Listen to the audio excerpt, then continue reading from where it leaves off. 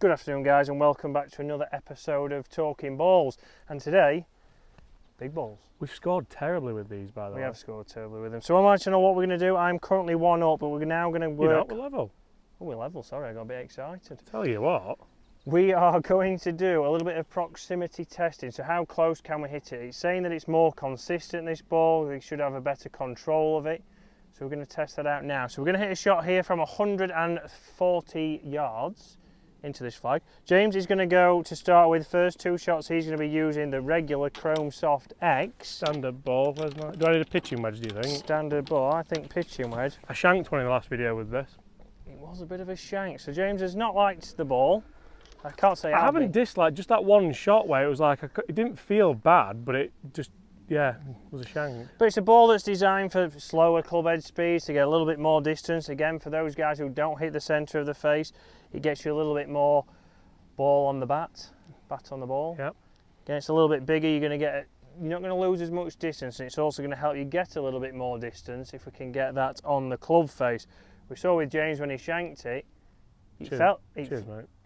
it felt good. Say it again. But he did shank it, but it came off with a nice flight, so it actually went a reasonable distance. It was a lovely flight, mate, yeah. Still made 5. Just went in the wrong direction, but we're going to give this a go now. So, in first, pitching wedge. It's a 3-piece ball.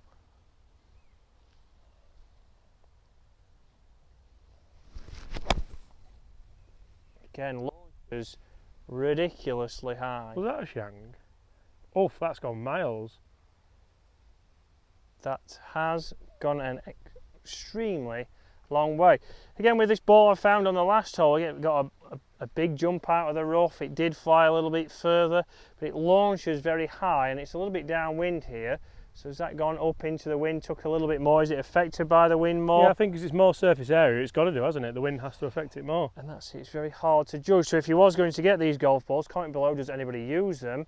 Have you found struggles in the wind? In the wind. Or shanking it? Cheers, mate. Right. Was that a pitching wedge you hit? That was a pitching wedge, yeah. I think it's landed on the downslope, which has kicked it on, but proximity is about 70 feet. So not a lot to beat. See straight away a much lower trajectory there on that ball. Struck pretty well. I think that's just crept on the front. I think it's just crept over that bunker, so that should be about pin high. So let's get up there and have a look how close they are straight off the bat. Right, so you can see here, guys, that is 1-0 to me in this video with the standard golf ball, pin high, just a nice wedge from 140. I think yours probably did land pin high, but just there. Yeah, and I was around about 55 feet away, which from that distance is well outside tour you were tired average. Marking that out. I'm a bit fatigued, but we're going to go in the bunker now, so we're going to go and see how they react. Do they come out a little bit higher, a little bit softer? Does it have more spin, less spin? It'd be interesting to see, because you'd have thought with a bigger surface area you might get a little bit more purchase on the face. There you go. I'm going normal ball again. You go normal ball again, we'll roll in. I'll let you lead us off here.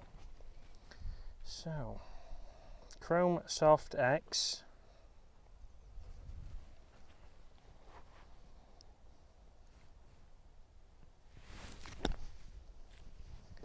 James does love a good bunker. Quite pleased with that. I pulled it a bit, but... Pulled it a little bit, but that's pretty good to 6-7 feet. Yeah, take that all day. Had a little bit of spin on that second bounce, so as you'd expect from a premium ball and a good strike, was able to get some contact. But interesting to see what James did on his video, where the ball feels like it sinks down a little bit. I definitely think this ball has sunk down a little bit more into the sand than maybe James's did. But a big surface, will we get a little bit more spin from this ball before we swap?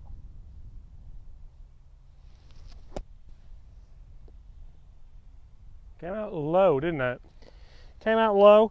I wouldn't say it had much spin onto it as well. It was a good contact, but it came out a little bit lower, and it's run out, which is what I'd maybe expect. It's not a premium ball, and it's something they'd expect to see. But shall we swap balls and have the same shot? Let's swap the balls. I think you've won that one, actually, looking at that. So it's one apiece. So Chris going standard ball now. Let's see if he can get inside where he was. He was about 8 feet up there. I was about 10 feet. Yeah, that's a much better golf shot. You can see the spin straight away. Similar interaction, similar strike, but it's popped up a little bit higher, but it's also had a little bit more grip. You look much more in control there. Yeah, let's see how you perform with the big ball, the Super Soft Max.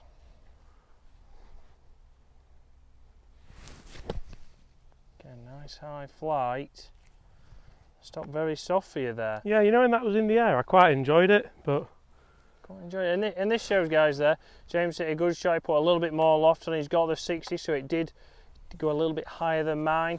And it stopped more on the landing angle there as opposed to any spin, as we did see it roll out with the second or third bounce. So let's go and play a short-sided one now and see which one has the best control. So James up first.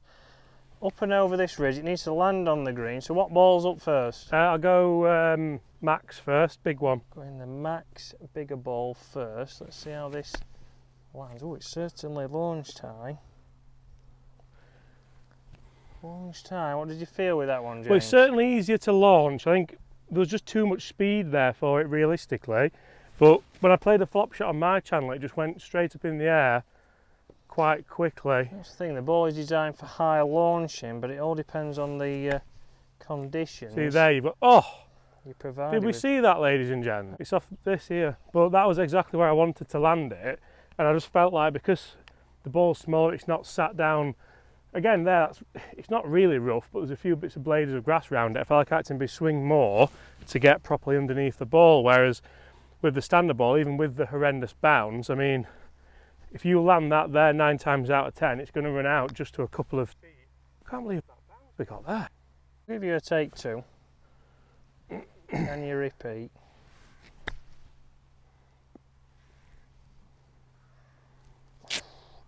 Better. Better. So yeah, so it doesn't sit down as much. You feel like you can get under it. You're not trying to get as much purchase. Yeah, on every the time ball. I've had a short game shot, I've sort of over-committed to it rather than just playing the shot like you need to do. So certainly something in there mentally for me. Right, Chris, which one are you going first? Quite a difficult shot, as you'll see now. You have to get that landing area exactly right. So I'm going to go with the normal Chrome Soft X first. Again, not an easy shot. But it's something when you're using a golf ball, like we said earlier, you can't just probably use this ball once for a couple of holes and be used to it. You'd probably have to give it a good test to get used to it. It's not a ball that you could just swap straight to. So let's keep the loft on here.